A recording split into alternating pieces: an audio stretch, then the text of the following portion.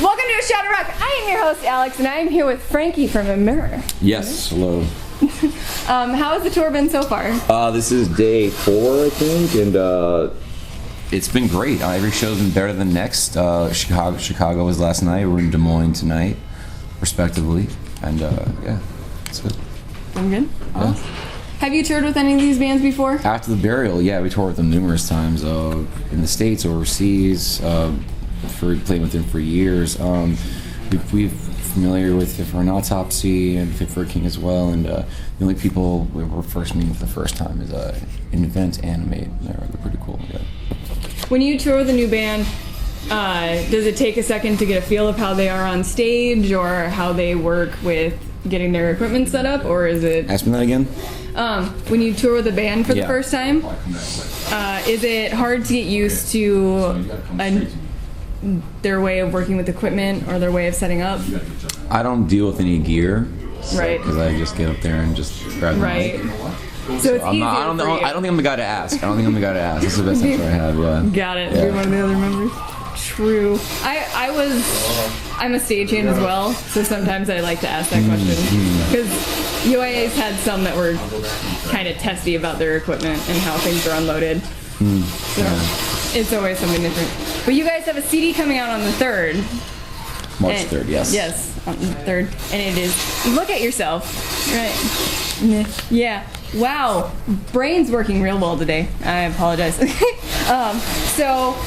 And you put out Flag of the Beast, yes. The music video out. Yes. That came out on the 16th. Yes. And I wanted to know, did you have input on how the music video was, or did you just have a director that figured it out? Well, Aaron Marsh, who's a good buddy of mine. Hello, Aaron.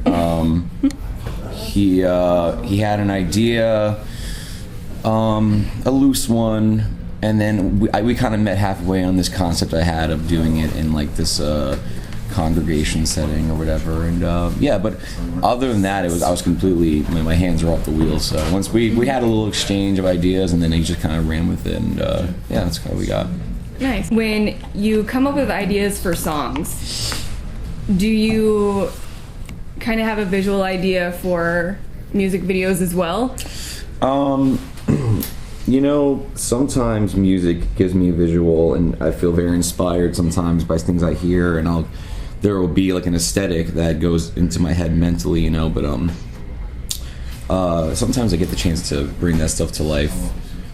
I don't know if I'm answering your question completely, but that's okay. Yeah, again, you know, I do get ideas from music, you know, obviously for videos. I don't think that I think that one does always happen before the other. I don't go like, oh, I have a video idea and then I hope to write a song about it. That seems backwards to me. So. Yeah. So the new album that just is coming out, was the writing process different since there's the new lineup, or was it very similar? Every Emmure record has had a different writing process because we've always had a fluctuation of members. Right. So, at its core, Emmure has always been like a band that wants to create shit that they like. Like, we focus so much on what we enjoy, and that's the music we make. And it starts there and ends there. That's it. That's all it is. We just in this time, I got the chance to have my ideas shared with someone who values them as much as I value his ideas. So when you have a great meeting of the minds like that, you excel the writing process and you open up all these doors. Mm-hmm. So that's why we were able to create what we did. And obviously, everyone I'm working with is a talent above and beyond. So I'm very blessed. Yeah. Nice. How did you find these new members? Had you worked with them before? How did you decide that they were the best for the band? Well, I known Josh for quite some time, like over a decade, and we had just always kind of, you know, stayed in touch over the years. And then finally, when you know, one door had closed in my life, seemed like one had opened at the same time, and I reached out to him, and I was like, yo, like, you want to do this? And he was down. And pretty much my bass player Phil and my drummer Baby J had been partners with Josh in previous projects. So it was a natural selection kind of thing. It was like I naturally went to him. He naturally brought his best, and we just kind of made it all click. And it just so happens we all get along. We enjoy playing together, and we're stoked on the album. So it's a good place. Good. And you've released 4 songs from the album. Have you gotten really good feedback from fans? Has it been? Without jinxing myself, I like to say that I have been seeing a lot of good feedback. But yeah, that's the best I can say. Hopefully, people are into what we're doing. You never know; it's always a gamble. So we always go into it blindly with high hopes or whatever. But yeah, we're stoked on the reaction so far. The people have been really responsive to the new material. Yeah, and in your new song, it says. Fans that feel cheated, right? Did that come from experiences over you've said in another interview that the music for the CD is kind of like the life story over the last 14 months. Was there anything in particular that made you feel that way? Kind of like you say you're both the savior and the antichrist? Well, a lot of Emmure songs, I should explain to you, are like very schizophrenic, so I'll talk about a bunch of different feelings at the same time. Right. And it'll be very sporadic like that. That line in particular touches on the fact that I'm basically saying I know who our audience is, I hear you guys, and I've seen you express disappointment in a bunch of things like that, and it's like I feel that, and it's like I carry that with me. I as much as they're upset, I'm 10 times more upset. You know what I'm saying? Right. I don't want that. So that's just like me being like, part of the tension. If you when you single out that lyric, you don't take the whole spectrum. Right. Is I'm talking about all these different kinds of tension in my life, pretty much. Yeah. Of course, I didn't mean to focus in on that. No, I know. I just was making sure that it was clear that it's part of a bigger picture. Yeah, because there's a lot in that lyric. When I first hear it, I sat there and I was like, "This is the most amazing, in-depth thing I've ever heard in my life," and I wasn't quite sure where to start. But since we were talking about fans, I wanted to bring it back to that. But I absolutely love that song. Thank you. It's fabulous. It is great, and I absolutely love it. And what was your idea for the cover art? Was it yours? Was it kind of like a group project? Yeah, so the art is a thing that happens like somewhere, in between the writing process. We were just about to enter the studio, and I would get passion up ideas and album names and showing them to Josh and the label and managers and see hey, what do you guys think? And because obviously everything that we accomplish is part of a team effort, so I'm always trying to get see what people think about stuff. And when I brought a look at yourself and I explained it and I explained that I was going to do the artwork and how it all bounces off each other, they were just like, I'm into that. And that just became, it wasn't my first choice, but it became the title. So I'm really into it. I think that the concept was well executed, and some people I think are going to get it, maybe some people don't. But I don't know. To me, it's more interesting to create something that people question than just what is there, like a fucking person with like an axe in their hand on the cover or something? It's like, oh, whatever, I've seen it a million times. So right. I want to make something that the entire thing was like was a piece of art, from the music all the way to the actual tangible product. Right. Okay, so I do this stupid little thing. It's called Random Ass Questions, and I will ask random ass fucking questions. Some of them I did not totally steal from that metal show when they had this. So it's like, first album you ever purchased? All right, I get this one really mixed up sometimes because I think the first CD I ever had was probably Blink-182 Dude Ranch, I think. But it also might have been Prodigy Fat of the Land. It was one or the other. I think it might have been Prodigy Fat of the Land first, but that was one of the first I ever had.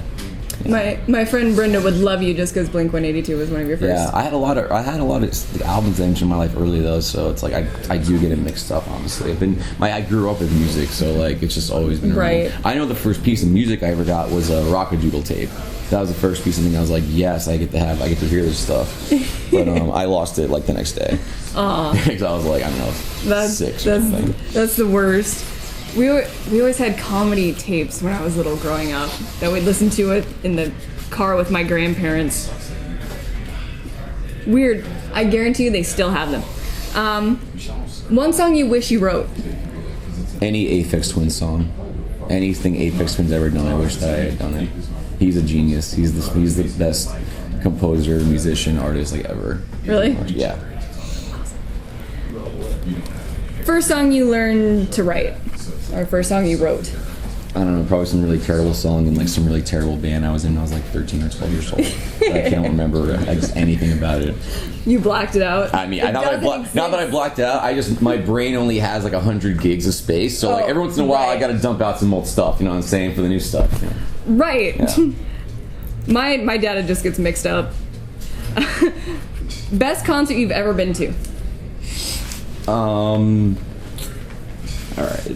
Well, honestly, the first time I saw Limp Bizkit, I say Bizkit as like casually, Limp Bizkit, I saw Limp Bizkit play was was when they played Gramercy Theater in 2011. They did like a select show where like only like X amount of people who show up to get in, like the first 500 people. Me and my 2 friends were the first of like 5 people there. We waited there all fucking night. Nice. Got our fucking bracelets, fucking went home, got some sleep, went back to the show, and it was fucking literally unreal. Like one of the fucking craziest shows I've ever seen. I think they're the best live band, pretty much ever. I have a couple of competitors in the ranks, but they're really up there. They nail it every single time. And that was the first time I'd ever seen them. So that's definitely like a big deal. It took me, I can't remember anymore, like over a decade to see that band, you know what I'm saying? So it was worth the wait.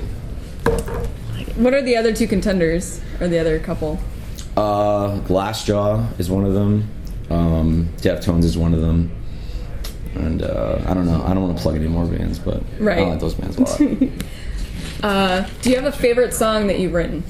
No. I always tell people that my favorite song I've ever written is the one I haven't written yet, because that means that there's something pulling me towards something, and that's exciting to me. So yeah, the feeling that you can always do better. Well, just the fact that still exists, like, you know, like I still feel flame, you know. That's how I look at it, you know. So people ask me like, "What's your favorite song?" I'm like, well, I don't know, because I'm gonna probably write something that's my favorite song, and the next thing will be my favorite song, the next thing will be my favorite song, because you're always trying to please yourself. You're trying to get to that next place where you're super excited what you're doing. So that's the whole point, you know. Awesome. Yeah. Do you have a pre-show ritual that you do? I just pamper myself with like drinks and do weird like Mongolian throat warm-ups and stuff like that. Mm-hmm. I don't know. It's really stuff. Yeah. I usually hang out a lot with the fans before shows on the stage or something I'm doing, or stuff like this. Yeah. Do you find it important to hang out with fans before the show, that you make sure that you give back to them by meeting them? I mean, like they're the bloodline of this. Like, you know what I mean? Like they're the ones that make this thing live, pretty much. Mm-hmm. So it's like that's the source. Where else would I be? You know, that's how I look at the people who support what we do. It matters to me that much. Like I can only hope they understand like how much it means. Like I really just right. I'm always like, I don't know what to say to you. Like, thank you so much, and it's true, because I run out of stuff. I do, like, I'm flabbergasted. So I guess can I give it a 1 to 10? I think it's a 10. It's really important. Yeah. Have you ever had people get tattoos of your signature or band stuff? Yeah, I've seen people get autographs tattooed and the band name and pictures of us and stuff like that. So it's crazy. Yeah. The first time that happened, what do you remember how that felt, or you saw it? Yeah, I just I mean, like, you just kind of, okay, wow, cool, like, wow, that really resonated with you. And I know what that feeling is like. You know, I've obviously have too many tattoos, so right. You know, there's obviously a lot of things that resonated with me as well. So I understand that feeling, and it's very flattering. And, you know, it's a really good it's a good vibe. Mm-hmm. Weirdest thing you've ever been asked to sign? I don't know. I get sometimes people fucking piss me off and say shit like sign my dick or whatever, and it's like, dude, no. Yeah. That's the one thing I don't sign is dicks. That seems to be crossing a line. Yeah. It's I didn't ask for it, don't offer it, we're good. You know what I'm saying? Weirdest thing you've ever seen on tour?